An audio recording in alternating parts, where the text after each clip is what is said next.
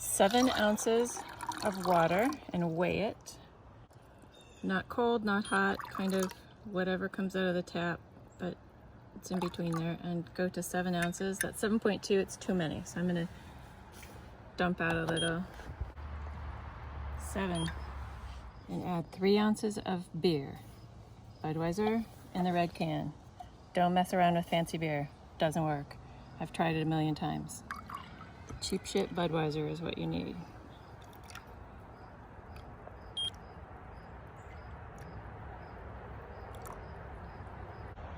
Then to your 3 ounces of beer and your 7 ounces of water, add 1 tablespoon, and this is the thing you measure, of white vinegar.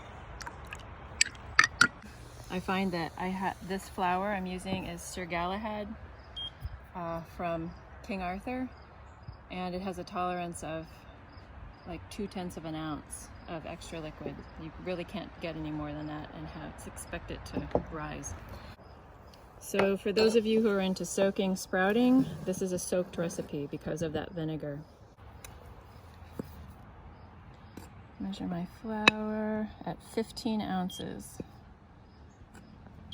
Depending on how accurate your scale is, you're going to want to put it pretty spot on 15 ounces.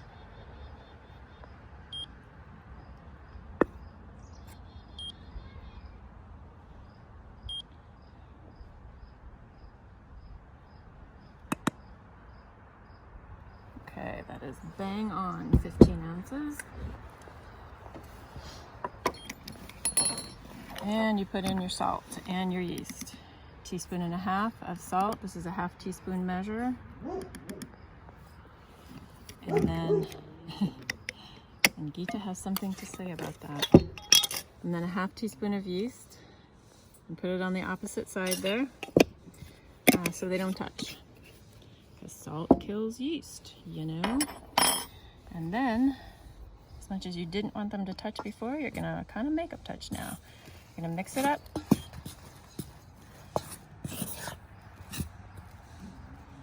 And then you're gonna add your liquid. And you're gonna mix it together. If you have a fancy Danish dough whisk, this is the point where you would use that.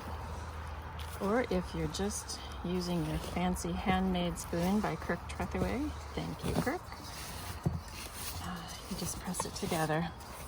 And you want it to be shaggy. It'll be a little shaggy, but it won't be wet. You don't have to do much more than press it together. You're not really mixing it other than to make sure there's nothing dry left in the bowl.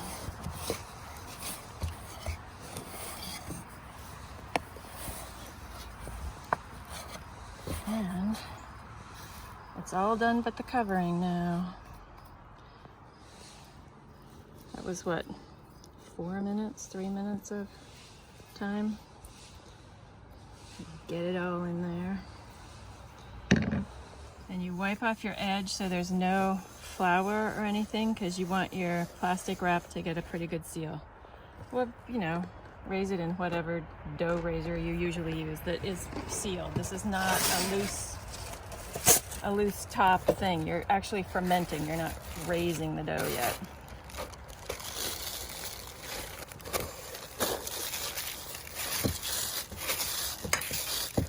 Okay, let that sit on your counter for 8 to 18 hours, up to 20, depending on your flour. I find that 18, 19 hours is about perfect with this flour in the altitude I'm in this moment. So there you have 3 batches of bread. I generally make 3 at a time because I can get 3 out of a can of Budweiser, and I hate taking 3 ounces out and throwing the rest away because God knows I'm not going to drink it. And so you have, you know, 3 loaves of bread for the week, and it takes probably a total of 15 minutes at this step, hands-on. The next step, hands-on, is, you know, 2 to 3 minutes, and then you bake it. It's super, super easy and super efficient for me. All right, it's 18 hours later. This has been sitting just at room temp, and that's what it looks like now. So now we're gonna do our kneading, which is almost nothing. It's just 10 or 15 times is all you need to do. I have some oil here. I use avocado oil. You can use whatever floats your boat. And I have a parchment that I've cut into a circle that is about the right size to fit into my bowl here, which will eventually fit into the cast iron Dutch oven that we will use on the grill to bake this bread. So you don't have to use this recipe. You can use any, no-knead or artisan bread recipe you want. I just like to do things that are easy. So here we go. 1, 2, and I need it right on this. 3, 4, 5,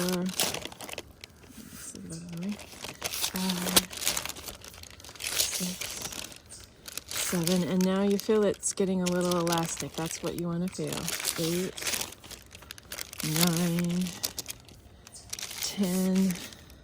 It's feeling very elastic. I think I'm going to go just a couple more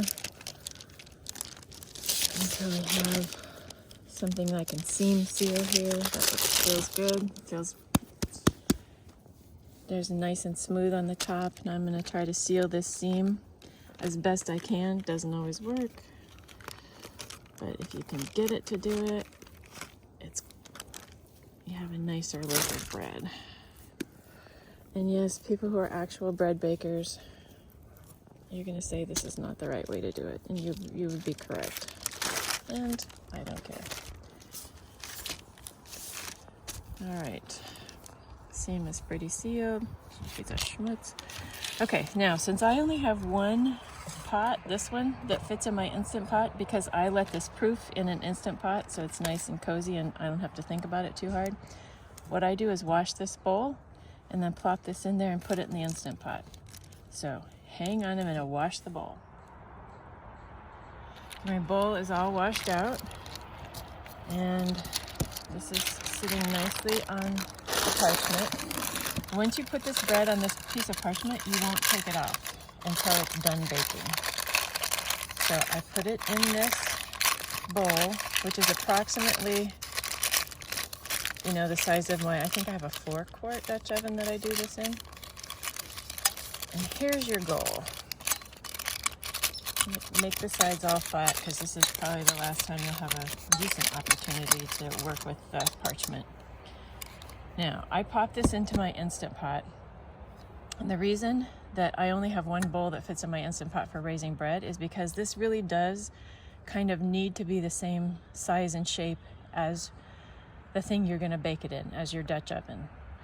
So this is approximately the size and shape of that, so this works for that in my Instant Pot. You can raise this bread any place you want, just so you raise it in a vessel that is approximately the same size and shape as the vessel you're going to bake it in.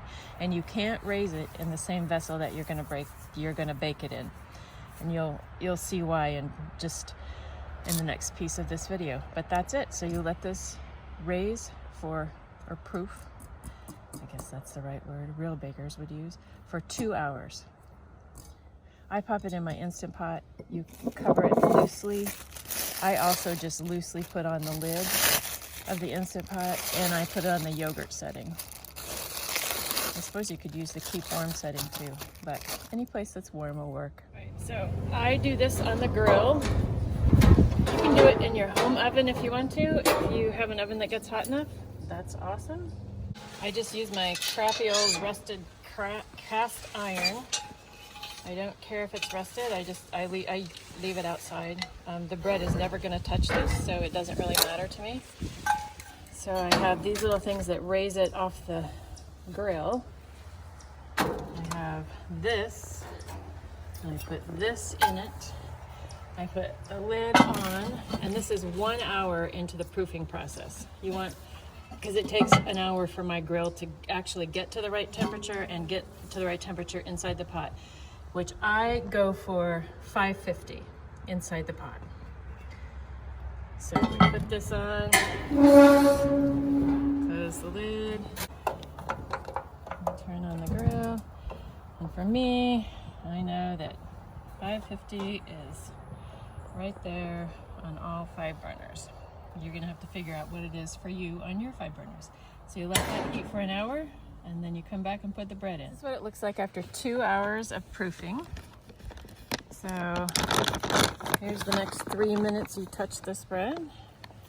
I put a little flour on top. I always use sprouted flour.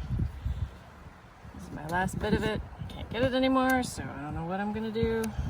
Maybe arrowroot or something, because we don't do anything in this house that isn't sprouted or soaked. I just do that because I do. You're gonna want to put some sort of slit in it. That's the way I do it. Okay, next, move quickly. Open the grill, take the lid off. Here's the thermometer, it's a little over 500. Grab this as a sling. I'm gonna set this right into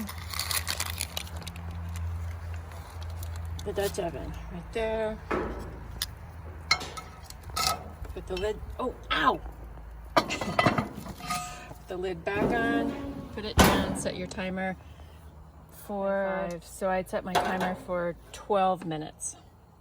Here we are at 12 minutes. You look at it and it's done, but it needs to brown, so you take the lid off and put this lid back down again. If it's that light, I would do it for another 14 or so minutes. It's been another 12 minutes, 13 minutes, I think. And that's what it should look like. It is done.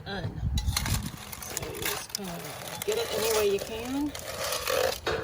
Get it onto however you're gonna cool it.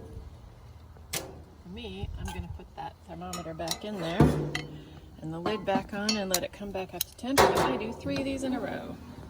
That is the end of your bread. You touched it 3 times for about anywhere from 2 to 5 minutes each time, and you're done. Super simple and delicious.